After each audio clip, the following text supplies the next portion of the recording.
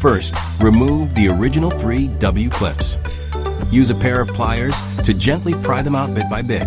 You'll need to be patient during this process. Then turn the floor mat over. And you'll be able to pull the entire clip out. Next, insert the clips designed to fit your car model.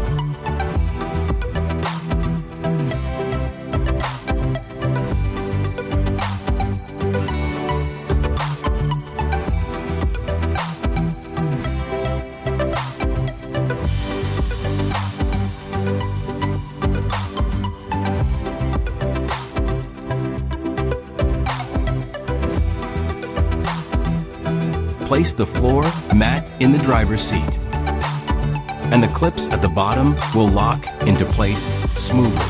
This will secure the floor mat firmly in position. Repeat the same procedure for the front passenger seat.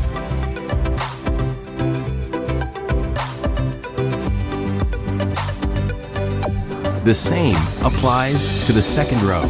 Simply place the second row floor mat in position and lock the clips into place.